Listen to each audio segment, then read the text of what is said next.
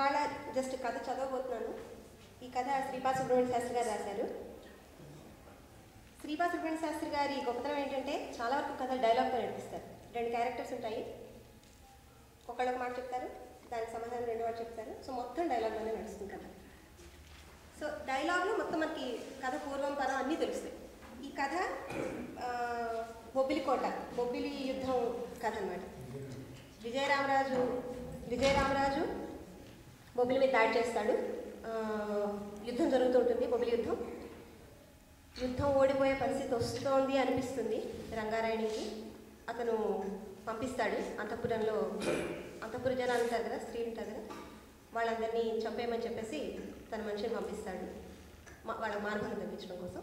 అది ఆ నేపథ్యంలో ఈ కథ పేరు విమానం ఎక్కబోదు. అంటే విమానం ఎక్కడంటే లైక్ విరమణం పొందిన తర్వాత విమానం వస్తుంది కదా తీసుకెళ్ళడానికి, అలాంటి సన్నివేశం అన్నమాట. విమానం ఎక్కబోతుంది కథ. వెంకయ్య దిగాలు పడిపోయి దిగువ తెచ్చుకుంటూ బరువుగా అడుగులు వేస్తూ అప్పుడే గుమ్మం దాటి వచ్చిన చెలికాని వెంకయ్యను చూసి ఎదురు చూస్తూనే ఉన్న మల్లమ్మ ఇలా అంటూ లేచి నుంచి 2 అడుగులు ముందుకు వేసింది. ఏమి తల్లి, ఏమని సెలవు? ఇదిగో కైజారు. ఇలా అంటూ అతను చర్రుమని వరలోంచి కైజారు తీసి పట్టుకుని చెయ్యి చూపాడు. రాజుగుండెలు తీయడానికేనా అంటూ ఆమె అది అందుకుంది. అది ఎలాగమా తల్లి? ఎలాగంటే నేను వెలమ బిడ్డలు కాదుటయ్యా. అది పురుషుల పని తల్లి. వెలమల ఆడవాళ్ళు చేతకాని వాళ్ళ. వెలమ స్త్రీలు అసూర్యం పశ్యలు కాదుటమ్మా. అంటేనా? ఉలికి పడ్డాడు వెంకయ్య. ఇది ప్రతిఘటనం అన్నట్టు కూడా తోచింది అతనికి. ఇదేమిటి చెల్లెమ్మ, ఇవాళ కొత్త మాటలు మాట్లాడుతున్నావు? ఇది నీకు తెలవందా? నేను చెప్పాలా? ఇప్పుడు నీ అర్థం ఏమిటో అని. ఇప్పుడేమిటి అప్పుడేమిటి, ఎప్పుడూ ఒక్కటే అర్థం. మీరు బయటికి రాకూడదు. మంచి అర్థమే. ఏం బయటికి వస్తే? తమ స్త్రీలు పరపురుషుల కట్టపట్టిన తర్వాత ఇక వెలమలకు మర్యాద ఎక్కడిదమ్మా? ఎంత పాపిష్టి బతుకయ్యా మాది. మాలమాదిగల దగ్గర నుంచి బ్రాహ్మణ దాకా అన్ని వర్ణాల స్త్రీలు అవసరం వచ్చినప్పుడు బయటికి వస్తూ ఉంటే వారికి లేని మానభంగం మాకెలా వస్తుందయ్యా? మొదటి నుంచి అది మన ఆచారం కాదుటమ్మా. స్థితి విషమించినప్పుడు కూడా అంతేనా? తెగించిన వాళ్ళకి విషమించడం ఏమిటి తల్లి? అది మాట. మరి మేము తెగించవద్దు? అవశ్యమోను. ఎందుకో? ప్రభు ఆజ్ఞ నెరవేర్చడానికి, గొంతుకు పిసుక్కోవడానికి అన్నమాట. అవునా? ఈ మాటలో శౌర్యం తలమునకలయ్యింది. అతను మొగం వంచుకున్నాడు. అంతేనా? మొగం పైకెత్తాడు, కానీ పక్కకు తిప్పుకున్నాడు. మాట్లాడవేమయ్యా? ఏం చెప్పను తల్లి. ఏమి చెబుతావు? ఏం చెప్పగలవు? ఎంత కర్మమయ్యా. శత్రువు వచ్చి పీక మీద కూర్చున్నప్పుడైనా, మగవాళ్ళకి తలదాటి వచ్చినప్పుడైనా. వెలమ వీరులకు తలదాటి రావడం ఏమిటమ్మా? ఈ మాట అనేటప్పుడు అతని చూపులు చెరుకాకు బెల్లాలైపోయాయి. ఏమిటి మళ్ళీ అను ఆ మాట? ఏ అనక? అయితే ఇప్పుడు నీ రాక కారణం? అది దొరవారి ఆజ్ఞ. అదేనయ్యా. పోనీ దానికి కారణం? మానభంగ భయం. ఏమిటి? ఎవరికి? బొబ్బిలి వెలమ స్త్రీలకే. మల్లమ్మ ఇలా ఉరిమింది. గతుక్కుమన్నాడు. మేము యుద్ధరంగంలోకి పెడితే పగవాళ్ళు ఎంతకంటే కఠినంగా మాట్లాడతారా? తర్కానికి ఇది సమయమా అమ్మా? అది నేను అడుగుతున్నమాట. వెలమ స్త్రీలు బయటకు రాకూడదన్నది సామాన్య ధర్మం. స్థితి విషమించినప్పుడు ఎందుకు రాకూడదు? వెలమలు ఇదివరలో చేసిన యుద్ధాలు ఎప్పుడైనా స్త్రీలు కట్టిపట్టడం అనేది, శత్రువు దుష్ప్రయత్నాలు ఫలించడానికి సిద్ధంగా ఉండడము, పైవారు కోట విడిచిపోమనడము, ఒకదానికొకటి ఎప్పుడైనా కోరిక ఉంటుందా? మరి ఇంకెందుకు ఆ మాట? అప్పటప్పటి వెలమ స్త్రీలు యుద్ధరంగాలకు ఎందుకు వెళ్ళలేదో మనకేం తెలుసు? అతనికి జవాబు తోచలేదు. కాకపోయినా ఇప్పుడు మనకి వచ్చిన అవస్థల బట్టివే వారికి వచ్చాయని, అయినా అప్పటి వెలమ స్త్రీలు యుద్ధరంగాల్లోకి వెళ్ళక అంతఃపురాల్లోనే పొడుచుకునో కాల్చుకునో బుగ్గి అయిపోయారని నిదర్శనాలేవి? అదీ కాక వారు వీరమాతలు అయి ఉండొచ్చు, వీర పత్నులను అయి ఉండవచ్చు, తాము వీరాంగనలే అని అనిపించుకోవడానికి వారు ముచ్చటపడి ఉండవచ్చు. కానీ ఇప్పుడు మేము అలా కాదు. కోటలో ఉన్న వెలమ స్త్రీలందరూ మనమైనా విజయరాముని పొడి చేయవద్దా అంటున్నారు. మా శౌర్యం అంతా ఏమి కాను? కత్తి పట్టాలని నాకు సరదా పుట్టింది. నేను వీరమాతను అవుదునో కానో తెలుసుకోవాలంటే నా బిడ్డ పాలబుగలవాడైపోయే. ఇంకా నేనేం చెయ్యాలి? చిన్నతనంలోనే మల్లమ్మ ఎన్నికైందని పేరు తెచ్చుకున్నాను.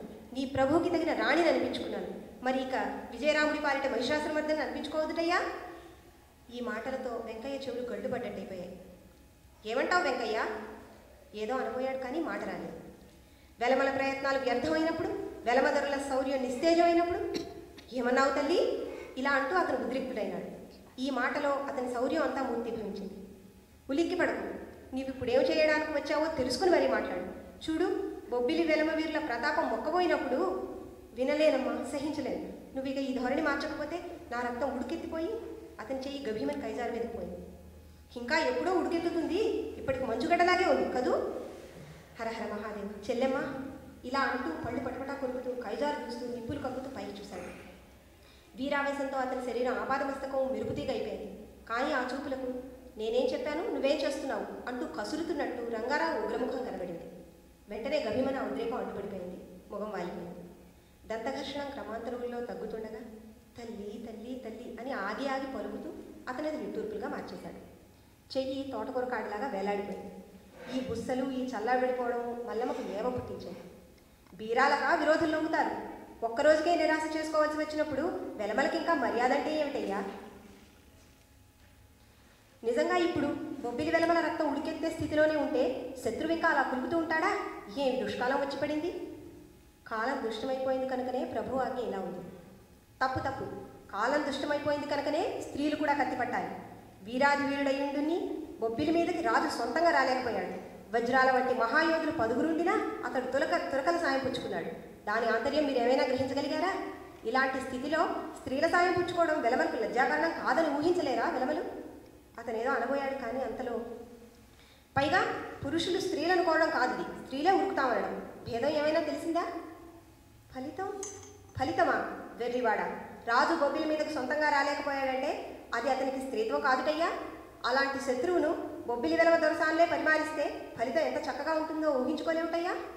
తల్లి ఇలా చూడు నాయనా, రాజా శ్రీ రావు రంగారావు దొరవారికి నేను ధర్మపత్నిని, మరి వారికి సహధర్మచారిణిని అని కూడా అనిపించుకోవద్దుటయ్యా. కాక ఇప్పుడేమి లోటు వచ్చిందమ్మా? ఏమి మిగిలింది తండ్రి? బొబ్బిలి రాణికి 3 ఊళ్ళు ముండభరణ ఇస్తానన్న రాజు బతికే ఉండగా బొబ్బిలి రాణి ఆత్మహత్య చేసుకోవడమా? ఇది నాకు మానభంగం కాదు. ముండభరణం అనే మాట అతనికి చురుక్కుమనిపించింది. అలా అంటాడా అని రాజు మీద, అలా కబురంపడం ఏమి అని మల్లమ్మ మీద అతనికి చాలా కోపం వచ్చింది. అయితే అది ప్రారంభంలోనే మిళితమైపోయి ఏకధారగా రావడం వల్ల ఇక్కడ ప్రకటించడానికి వీలు లేక గుండె తాళక లోపల ఎంచేసుకున్నాడు. ఈ ప్రయత్నంలో ఉండడం వల్ల అతను మరి జవాబైనా చెప్పలేకపోయాడు. మీ ప్రభు ఎక్కడయ్యా? మొగసాలలో వెలమల మధ్య సర్వసన్నద్ధులై వెళ్ళి ఈ సంగతి చెప్పిరా. ఆజ్ఞ లేదు తల్లి. పోనీ నేనే పెడతాను, నాకడ్డేమిటి? నీకడ్డేమిటమ్మా? నిన్ను అడ్డుకోవడానికి ఎవడి గుండెలున్నాయి తల్లి? అయితే ముందిక్కడ పొడిచి ఇలా అంటూ అతని తర్జంతో నిర్దేశించుకుంటూ ఎదురు రొమ్ము విరుచుకుని నిల్చున్నాడు. ఏమి మాట అన్నావు? అదా మల్లమ్మ చేసే పని. ఎంత చక్కగా ఊహించావు. నేను కైజారు తీయడమే వస్తే అది రాజు పేగులు బయటకు తీయాలి. స్వజనం మీదటయ్యానా ప్రతాపం? ఈ మాట శూలమై అతని గుండె దూసుకుపోయింది. దాంతో మాట నిలిచిపోయింది. మల్లమ్మ అంటే నీకు ఒట్టి స్వపక్ష పరపక్ష నిర్ధూమధామరాలను తోచిందా నాయనా? పక్కవాటుగా ఉన్న మొహం ఆకేసి తిప్పుకున్నాడు. కానీ చూపులు మాత్రం తివాసీ మీదే ఉన్నాయి. అయితే వెంకయ్య, నాకిక నా దేవుడి దర్శనం లేదుటయ్యా. అప్పటికీ గుక్క తిప్పుకోగలిగాడు. అయ్యవారం వారు నూరిపోసిన పురాణసారం అంతా గభీమని నెవరికి వచ్చింది. దాంతో ఈ క్షుద్రమానవ కళేబరం విడిచిపెట్టేసిన తర్వాత అది శాశ్వత బ్రహ్మకల్పమే కాదుటమ్మా నీకు అంటూ మొండిగా వదులు చేశాడు. మెట్ట వేదాంతం చాలించు. ఈ మానవ కళేబరం ఉన్నంతసేపే. మానవ కళేబరానికే పగైనా కసి అయినా. ఈ కళేబరం శాశ్వతమా? నీ వెలవతనం మాత్రం శాశ్వతమా? అతను మళ్ళీ మొహం వచ్చుకున్నాడు. బొబ్బిని కొట్టడానికి వచ్చిన రాజుకు మాత్రం తన కళేబరం శాశ్వతం కాదని తెలవదు. ఈ బొబ్బిలి పాటి మీద అది దొరకకపోతే కదా అమ్మా. ఆ పనే కాదు నేను చేస్తానంటున్నది. యుక్తి తోచగా అతను వాగ్వాదం చాలించవు తల్లి అని లాలనగా అడిగాడు. బొబ్బిలి బేరికోట రమణులు గోల్కొండ సరదారులను తూనికరాలతో చికాకుపరిచారట. బొబ్బిలి పాటకపు స్త్రీలు విజయనగరం సరదారులను రోకళ్లతో కుమ్మారట. బొబ్బిలి వెలమ దొరసాన్లు ఆ మాత్రమైనా కారుటయ్యా? ప్రభు నా కోసం కనిపెట్టుకుని ఉంటారమ్మా. నువ్వు కూడా ఉంటే గానీ వారు రాజు మీదకు వెళ్ళరు. తోడబుట్టువులను, తల్లులను, పిల్లలను పొడిస్తే గానీ నీకు పౌరుషం రేకెత్తదు కాబోలునే. పేగులు తోడేసినట్టు అయిపోయి అతను నిట్టు విడుస్తూ కళ్ళు మూసుకున్నాడు. ఎంత పాపం బదిలాసిపోయిందయ్యా. సత్యభామ కాసి బిగించి బిల్లు వంచి నరకాసురుని గజగజలాడించి వేసింది. ఓరుగంటిలో రుద్రమ్మ, పల్నాటిలో నాగమ్మ కత్తి విసరగా పరసేనలు చెల్లాచెదరైపోయాయి. మరి బొబ్బిలిగడ్డ మీద మల్లమ్మ కైజారు